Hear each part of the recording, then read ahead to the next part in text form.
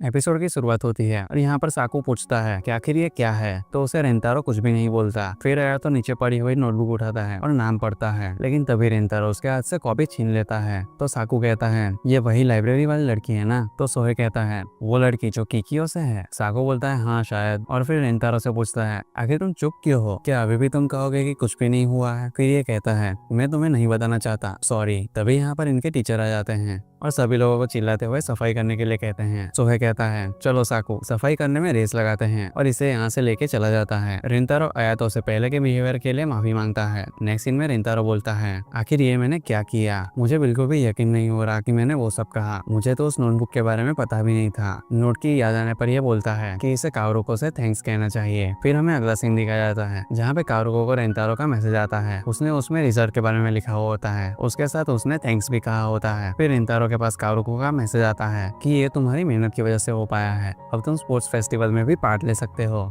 रेंतारो को सुबारू की बात याद आती है तो ये फोन बंद कर देता है, और दूसरी तरफ कारुको सोच रही होती है कि आखिर रेंतारो कौन सा स्पोर्ट्स खेलने वाला है, और ये सारी चीजें सोचकर खुश हो रही होती है। नेक्स्ट सीन में रेंतारो और साकू अलग अलग चुप होकर बैठे हुए होते हैं। सोहे कहता है आया तो अब हम क्या करें, ये दोनों कल से ऐसे ही बिहेव कर रहे हैं। आया तो बोलता है पिछली बार रेंतारो ने तुम्हारी और साकू की लड़ाई सॉल्व की थी, तो इस बार तुम्हारी बारी है। अब सोहे बोलता है स्पोर्ट्स फेस्टिवल में सिर्फ 3 दिन बचे हैं और इस बार हम बेसबॉल खेलने वाले हैं, तो क्यों ना स्कूल के बाद हम लोग प्रैक्टिस करें। साकू और रेंतारो दोनों ही मना कर देते हैं। ये सुनकर सोहे कहता है मेरा दिल टूट गया है, अब मैं कुछ भी नहीं कर सकता। आया तो बोलता है इतनी जल्दी गिव अप कर दिया तुमने। स्कूल से छुट्टी के बाद साकू अकेले चल रहा होता है। अचानक से ये दोनों यहाँ पर आ जाते हैं और इसे पकड़ लेते हैं, और सोहे कह रहा होता है कि चलो साथ में बातें करते हुए चलते हैं। साकू बोलता है कि बात करने के लिए कुछ भी नहीं है। आया तो कहता है क्या तुम श्योर हो। तो साकू बोलता है कि मैं बस गुस्से में हूँ, और इतना कहने के साथ यहाँ से जाने लगता है। ये दोनों भी इसके पीछे जाने लगते हैं। सोहे पूछता है क्या तुम रिंतारो के किकियो से इन्वॉल्वमेंट की वजह से गुस्सा हो। तो ये मना करता है। तो सोहे रीजन पूछता है तो ये बोलता है वो हमें ट्रस्ट नहीं करता है ना। सोहे कहता है तुम इस वजह से परेशान थे, मुझे तो लगा था कि तुम इमोशनलेस पर्सन हो और सिर्फ लोगों की कंप्लेंट और इंसल्ट करते हो। साकू सॉरी कहता है, और ये सुनकर सोहे हैरान रह जाता है। साकू बोलता है मेरे जैसा लड़का अगर चिदोरी में रह पा रहा है तो इसका रीजन सिर्फ रिंतारो है, इसीलिए अगर कुछ हो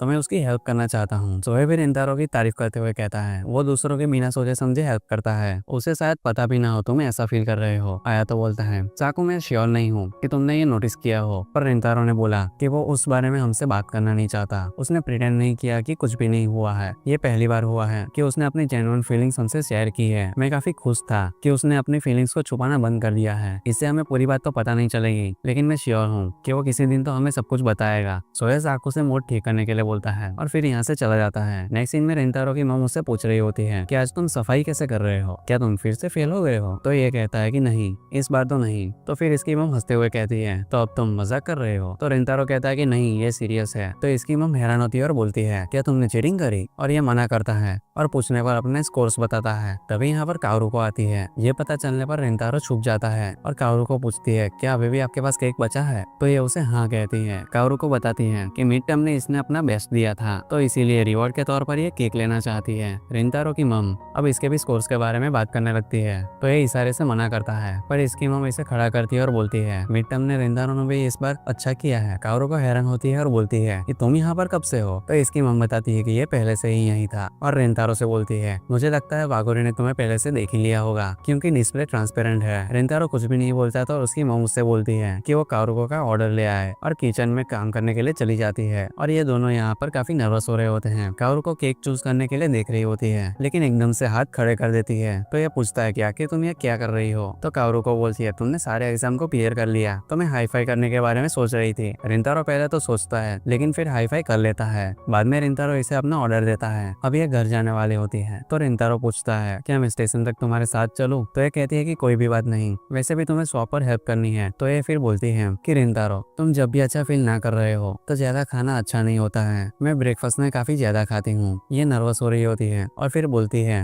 नहीं मैं हर टाइम काफी ज्यादा खाती हूँ और खाने से काफी अच्छा फील होता है, मैं श्योर हूँ कि तुम भी कुछ ज्यादा ही खाते होंगे। लेकिन फिर ये रुकती है और फिर बोलती है मैं भूल गई मैं क्या कहने वाली थी। ये सब देखकर रिंतारो हंसने लगता है। तो ये कहती है क्या मैंने कुछ अजीब बोला। ये और जोर से हंसने लगता है। इसे ऐसा देखकर कारुको स्माइल के साथ कहती है कि मैं खुश हूँ। रिंतारो फिर इसकी तरफ देखता है और कारुको के जाने के बाद रिंतारो मन में सोच रहा होता है मैं काफी समय से परेशान था, पर अभी कुछ टाइम के लिए मैं सब कुछ भूल गया था। वागोरी अमेजिंग है। फिर एकदम से सुबारू की बात याद करते हुए कहता है मुझे याद है मुझे उस दिन उसकी बात सही लगी थी, पर मैंने मना कर दिया था। वो वर्ड्स अपने आप ही मेरे मुंह से निकल गए थे। वागुर एक जेंटल हार्ड वर्किंग सोल है जो रिस्पेक्ट डिजर्व करती है, लेकिन मुझे कुछ और भी फील हो रहा है जो मैं शब्दों में बयान नहीं कर सकता। दूसरी तरफ कारू को सोच रही होती है कि मैंने एक्सपेक्ट नहीं किया था कि वो एकदम से सामने आ जाएगा। मैंने पहली बार उसकी क्यूट स्माइल देखी। मैं काफी खुश हूँ कि मेरी वजह से उसने स्माइल किया। फिर ये टेक्स्ट देखते हुए कह रही होती है, शायद मुझे उससे पूछना चाहिए था कि क्या कुछ हुआ है। तभी इसके फोन में टेक्स्ट आता है। नेक्स्ट सीन में रेंतारो की मॉम ने डिनर बनाया हुआ होता है, तो ये कहता है क्या ये कुछ ज्यादा नहीं है। तो इसकी मॉम कहती है कि तुम कह सकते हो कि ये तुम्हारे एग्जाम पास करने का सेलिब्रेशन है। फिर ये टेस्ट पेपर को दिखाने के लिए कहती है और स्कोर देखकर ये कहती है कि मैं खुश हूँ। तो रेंतारो कहता है कि ये इतने भी कुछ ज्यादा नहीं है, मैं बस फेल होने से बचा हूँ। ये बोलती है कि ये सच है, लेकिन तुमने बचपन से काफी सारी चीजों पे गिव अप किया है, लेकिन इस बार तुम ट्राई करते रहे और तुम्हारे एफर्ट्स पे रंग लाए। मैं तुम्हारे लिए खुश हूँ। फिर ये कहती है मुझे पता नहीं, लेकिन तुम अचानक से पढ़ने कैसे लग गए,